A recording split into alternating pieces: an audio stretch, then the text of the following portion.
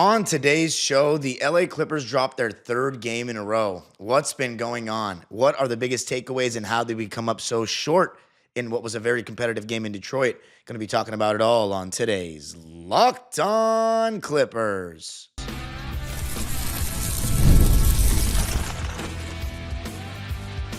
You are Locked On Clippers, your daily Los Angeles Clippers podcast, part of the Locked On Podcast Network, your team every day. Yes, sir. You were locking in with the Clips. Thank you for making Locked On Clippers the first listen of your day, your team every day. I'm your host, Darian Vaziri, born and raised in LA and in my 20th season as a Clipper fan. You can also follow me on Twitter and Instagram at DimeDropperPod and subscribe to my own YouTube channel, Dime Dropper, for even more Clipper content. Been covering the Clippers for 5 years on Dime Dropper, 3 years here on Locked On Clippers. We have a daily newsletter now, Locked On Clippers daily newsletter written by yours truly. Just go to lockedondaily.com and start your day with it. Now, this episode, Clippers. We've lost 3 games in a row. This was a tough one against the Detroit Pistons. 106-97 was the final score. I'm going to be talking about why I felt like we have a bigger problem that needs to be addressed, and I kind of got into it at the end of the last episode. Going to be talking about Bogdanovic's performance in this game that was notable, and then why I have a slight issue with Nicolas Batum's usage right now. And yeah, let's just talk about it to begin. The Clippers' effort level was a lot better in this game. I talked about in the last episode, we did not come out with the right defensive intensity against Indiana. Granted, Miles Turner being a pick and pop center caused some issues for Zoo, but our overall commitment to trying to stay in front of the ball and, have that second effort, go for loose balls, was not there from our guys, the Derrick Jones Jr.'s, the Chris Dunns. So we just didn't come out with a good enough effort throughout 4 quarters. I wouldn't say we dogged that game, but we just didn't come out with a good enough effort through 4 quarters. But this game, it just felt like we ran out of gas. We didn't have enough. No Norm again, no Kawhi again.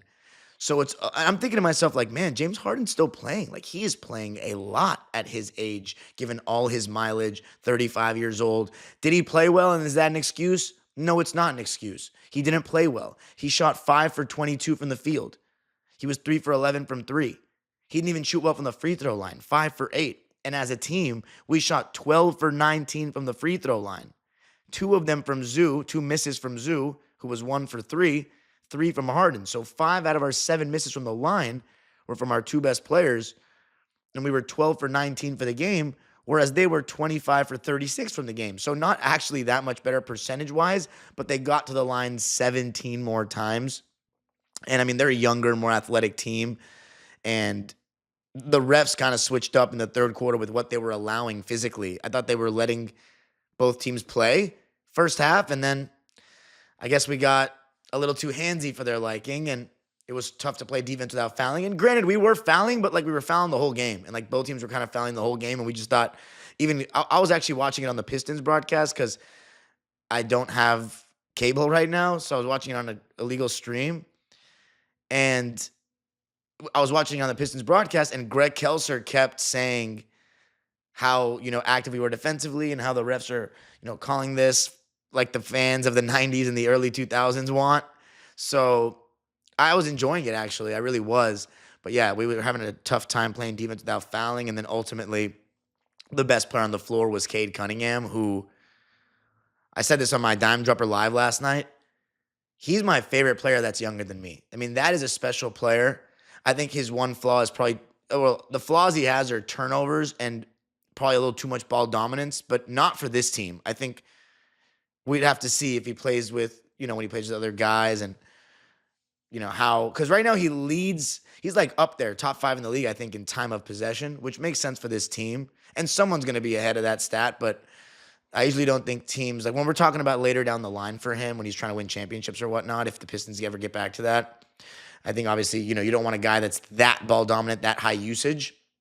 But, I mean, he's pretty tough all around. I mean, he's got great size. He can post up. He's got a great in-between game. He's got very good patience. He's got a good handle. He can shoot threes. He's really good. And there's no secret why he was the number one pick. But the injuries have really derailed him. And I just thought in this game, he showed why he was, he's the best player on the floor. James Harden, very good as well, but Cade's on the rise. He's fantastic. And, we're on the second night of a back-to-back. They're a younger team. And we just kind of ran out of juice. But to be honest with you, we had plenty of good looks towards the end of the game. Like, we made a push at the end of the game, and Bogdanovic got so many good looks for three. Amir Coffey got a left corner three. And my conclusion was that we just didn't have enough. We just didn't have enough to win this game against a good Pistons team now. A Pistons team that has a better record than us after this game. We're 31-26. They're 32-26. Now, granted, they play in the East, but they've had I was about to say they've had Jaden Ivey out for a while, but we've had Kawhi out. But the fact that they have had Jaden Ivey out and they've been able to do this, you got to give a lot of credit to JB Bickerstaff. He's done a really good job. And yeah, I mean, honestly, when I was a kid, the Detroit, and most people listening to this are usually, I think the younger crowd in terms of this podcast and listeners are in the minority. We, as a general basketball population that's over the age of 20, remember when the Pistons were a legit franchise that was good at feared. Those that saw the Bad Boys, you've seen two eras of it. I've only seen one. They're not, it's good to see that. They also share the same colors as us. So honestly, I have a little bit of sympathy for them. But, it was a tough slugfest of a game, which I thought in the first half, that really favored us. But there were just times offensively where I was like, we don't have Norm. We don't have Kawhi. It's all on James Harden. And we didn't have Ben Simmons either. It's all on James Harden or Ivica Zubac to create shots, and we know we're not going to go to Zoo enough. And what makes things a little hard for Zoo is the lack of spacing. You know what I mean? Because Chris Dunn, he's not shooting the three ball well. Derrick Jones Jr. has been struggling from three. We shot 11 for 41 from three. So while Ivica Zubac had 5 assists, because they're doubling him, he also could have gotten the ball more. Again, 11 shot attempts. Bogdanovic took 19. Derrick Jones Jr. took 11. Chris Dunn took 10. James Harden took 22. The thing with Zubac is he doesn't have a mid-range. So, and he's not the type of guy that's good enough to, shoot over a double team or, shoot a jump hook over a double team. So, it's kind of like he either gets his low post ISOs, low post-ups, on the block and single coverage, or he's not getting that shot off. But we still could get a good look if we throw it to him and they double. The thing is, throwing it to him can be a little tougher with the lack of spacing. And, right now we have a lack of spacing, even without Ben Simmons. And right now it's they're not hitting shots either. Bogey, Amir Coffey on the road, from three. So that made it difficult. In the first quarter, we only scored 17 points. 17 points. We went on a little 7-0 run that was led by James Harden and Ivica Zubac in that first quarter, but then we had a 4-minute scoring drought, and that's what I was asking was how are we going to create without Harden and Zoo? So my general takeaway is that we just didn't have enough firepower, and we wasted an it was nice to see the Clippers' effort level be really high, and the defensive intensity was great, and they responded to that loss. But I just thought that first game against Indiana, they didn't play hard enough for me. I know they're a much better offensive team, and someone in the comments is going to say, it's not effort, it's just that the Pacers are better offensively. Two things can be true. I think the Pacers are obviously better offensively, but our defensive level of physicality, totally different.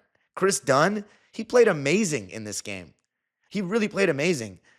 He had 13 points, 5 rebounds, 4 assists, 5 steals, no turnovers, shot 60% from the field, 6 for 10.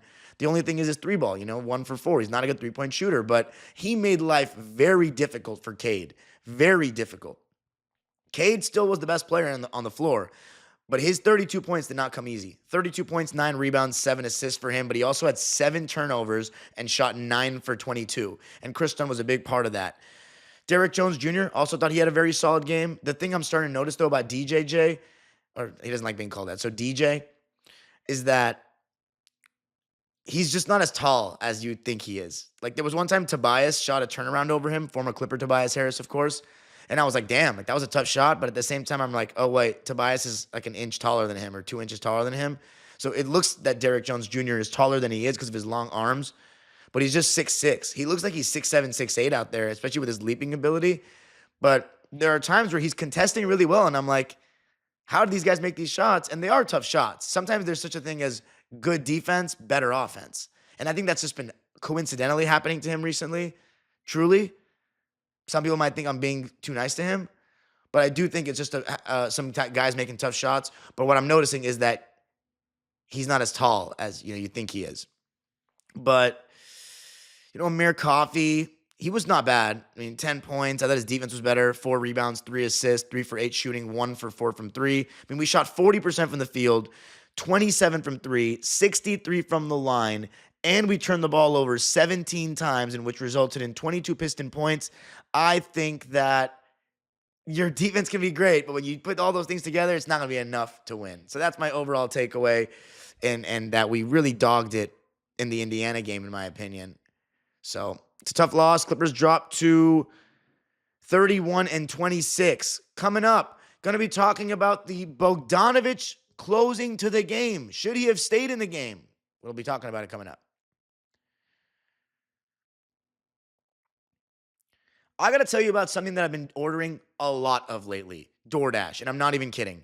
NBA fans, get ready. They swoosh, you save. Thanks to Dash Pass, every time a player drops 50 or more points in a game, you score a huge deal the next day.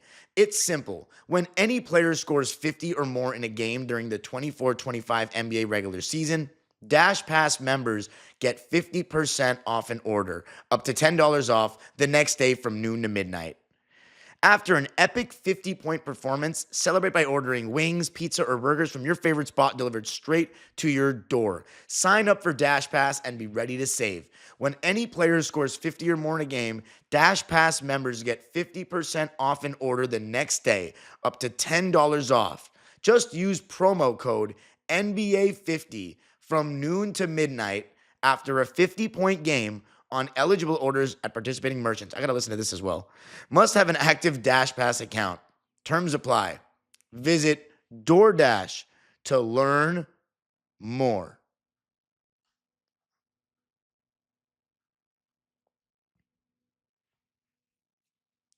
All right, so the Clippers dropping this one 106-97 to the Detroit Pistons. We're now 1-3 on this road trip and 0-3 since the All-Star break.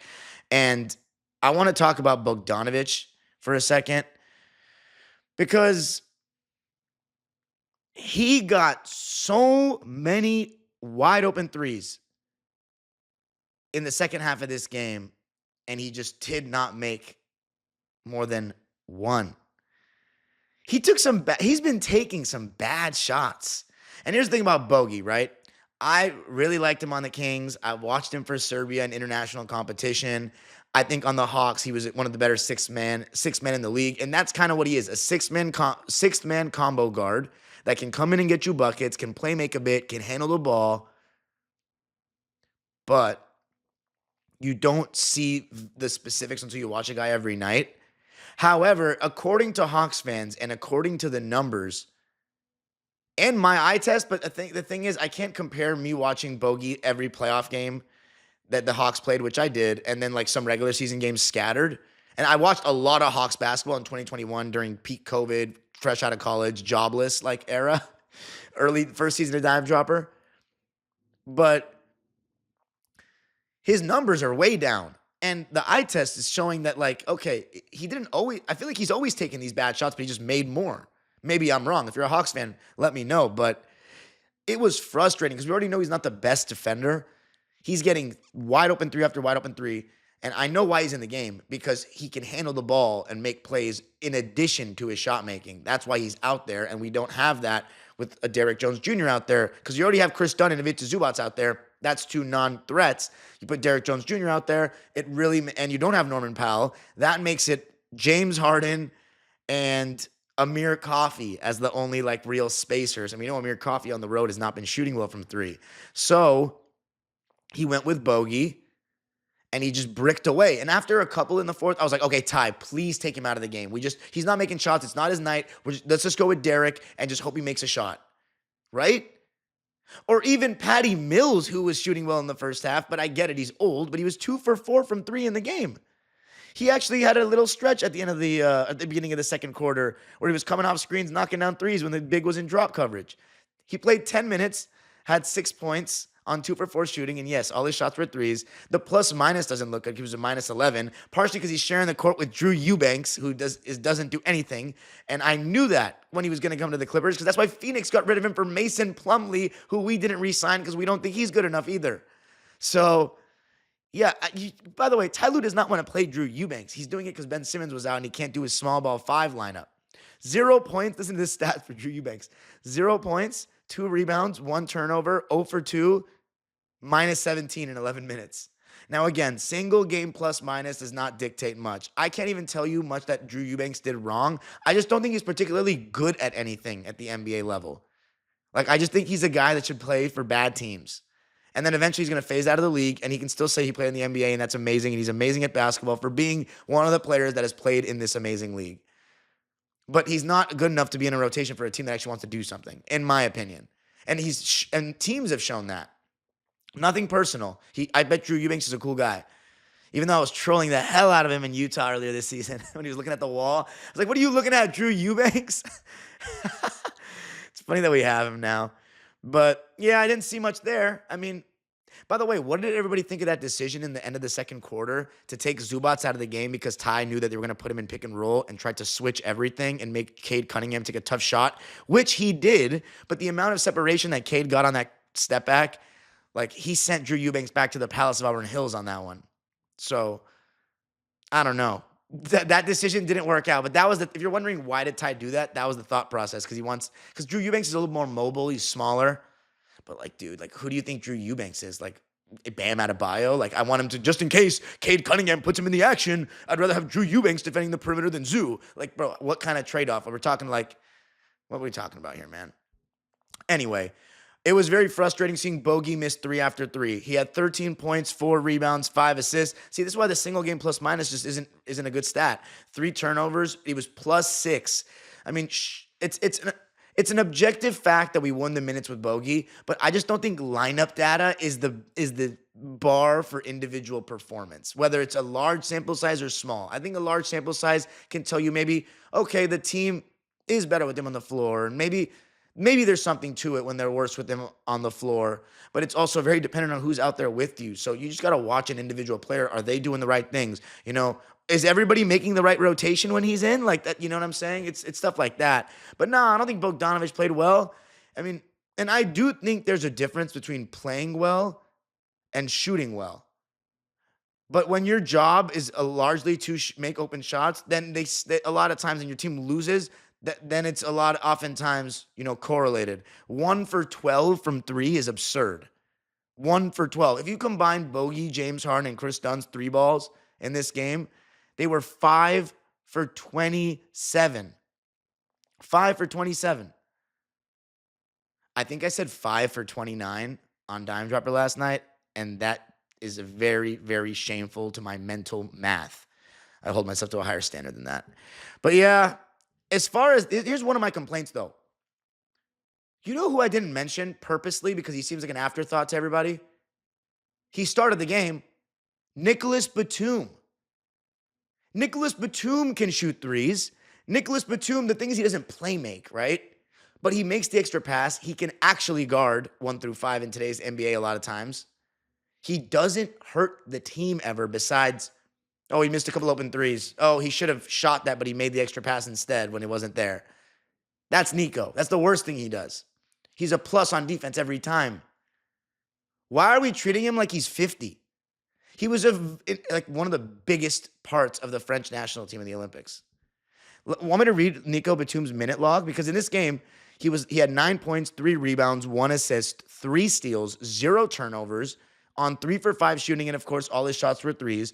On the season, he's averaging 3 points a game. 3 points a game, which of course is a career low. He's getting a career low 17 minutes a night. And yeah, he's only shooting 39%. I would use true shooting, but on ESPN, I'd have to search for it a little bit harder. But Also, not everybody knows what true shooting means. I try to keep it a little simple for the casual audience, but true shooting is the metric that most people use now because it takes into account threes and the difficulty of them and free throws and whatnot.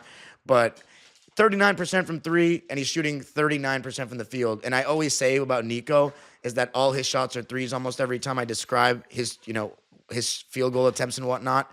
So 39% essentially from three is very good.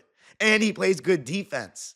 Why is he only getting 17 minutes? I know he's 36. You're telling me he's not capable of more? Seriously? There's just no way. There's no reason why he should be getting 8 minutes against Indiana. Or maybe the plan was always to start him, but 22 minutes is the cap. 11 minutes against Milwaukee. 13 minutes against Memphis. 5 minutes against Utah. 12 against the Pacers. 15 against the Lakers. 12 against the Suns in the loss that we had. 18 against the Bulls. I just feel as though he can get more minutes than what he's getting. Does nobody agree with me on that? I know he's old, but are you serious? Like, what bad things does he do besides... He's 39% from three. He's not even missing that much. He can't put the ball on the floor. He doesn't attack the rim anymore. I get it. And his rebounding is honestly not horrible. I'm looking at the stats right now. Is there per 36 on this, John? Not quickly enough. But anyway... Yeah, that's all I can say is like, okay, right now, per 40 minutes, he's averaging 7 rebounds a game. It's not terrible, honestly. So, I don't know. Do you agree with me? Let me know in the comments. But coming up, going to be talking about the main reason this is happening. The main reason why we're hitting a dip. I'm excited. Let's talk about it.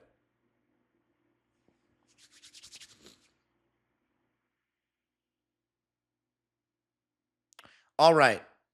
Clippers lose this one by a score of 106 to 97 to the Detroit Pistons. We dropped to 31-26 and 12-16 away from home. Just some extra nuggets about the game. Zubac was on Jalen Duren to start the game. Chris Dunn was on Cade Cunningham. James Harden on Tobias Harris. Nicolas Batum on Asar Thompson, who, by the way, did such a good job on Harden. And again, I'm going to mention it because I want to be consistent. It's very hard to watch Harden when he's shooting like this because so much dribbling, everyone's standing around. It's just so much time wasted off the clock. It's a rough watch when it's bad.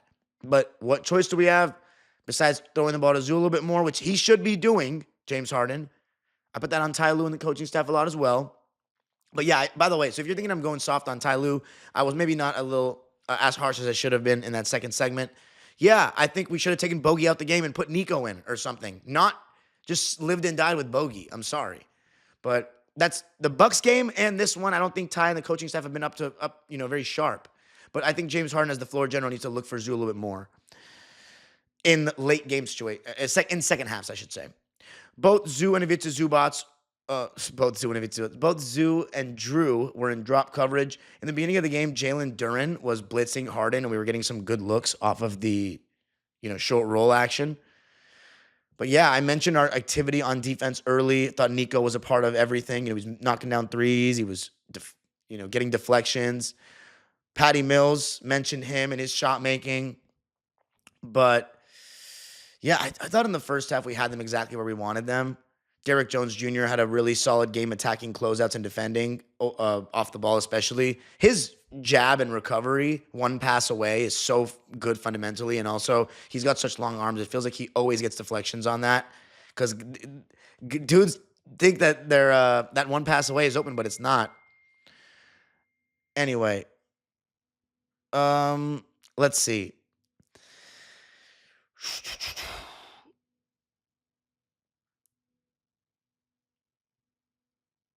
Derrick Jones Jr., 15 points, 6 for 11 from the field. Missed his only 3 for 5 from the foul line. 15 points, 3 rebounds, 1 assist, 2 steals, and a turnover for him. It was good to see him in double figures. 23 minutes. Could have potentially gotten more. But, yeah. Chris Dunn's defense was something to behold, honestly. And Zoo did a really good job finishing around the rim. That's why it was unfortunate that he only ended with 13 points. 13 points, 15 rebounds, 5 assists, 1 steal, 3 blocks. He was doing a great job defending the rim, too. And they were very, very high on Ivica Zubac, the Pistons broadcast. 3 turnovers on 6 for 11 from the field.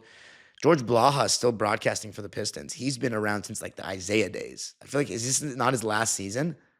He's lost some of that joy in his voice. Fills it up. I don't know. I can't do his voice very well. Detroit, the third quarter, though, really changed things. We got outscored 34-26. It was a lot of Cade just getting in the paint, and just a lot of it I'm just watching, and it's like, he's just really good. Like, I don't even know what to say. Like, some guys are they're really good. You know what I mean? And he's making plays. And when Zubats came out of the game, we were tied like 5 minutes to go in the third. By the time the quarter ended, we're down by 10. And it all kind of happened in the last minute of the third quarter, because we were only down by 2 points with like a minute left in the third. It was 75-78 with a minute 20 left in the third quarter. And then we were down 75-85 going into the fourth. Started with a Drew Eubanks turnover, led to a Tobias dunk. Then Patty missed a 3, and then Tobias hit a 3. So just like that, 3-possession game, and boom. But we did make that run in the fourth, as I mentioned.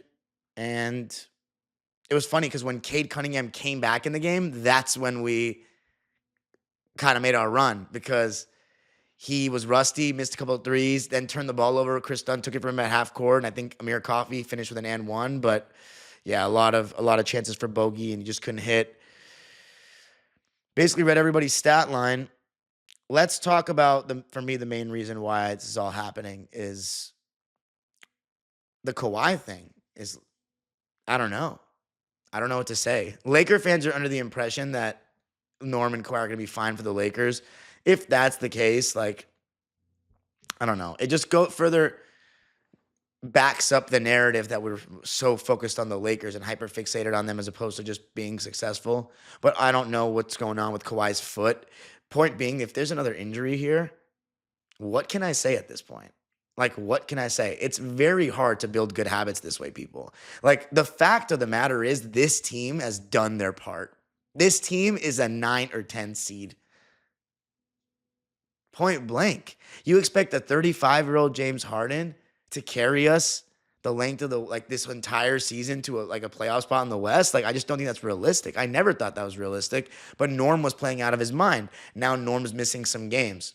And that's, one thing I feared is we don't have Paul George anymore, which honestly I'm so thankful that we don't. But, last year he did average 23 points a game. So I thought when Kawhi's out, we're not going to have Paul. But right now we don't have Norm. So we need Norm back. I'm nervous about that as well, the patella tendinopathy, but it always comes back to Kawhi in that every year we're doing the same thing, having the same conversation. It's very hard to build around a team where your best player that's taking up $50 million every year in the salary cap is not available. This team is built around him. When he's not there, it makes everybody else do more. And what more do you want from Derek Jones, Chris Dunn, Amir Coffey? We can ask for more from Harden and Norm. We need more from Zoo sometimes. We could have better from the coaching staff. In this game, yes, Harden should have played better. But, I'm not going to knock Harden too much. He's out there trying. He's making himself available for the fans. Can't knock that. I don't see Norman Powell as one to sit out games, but, it's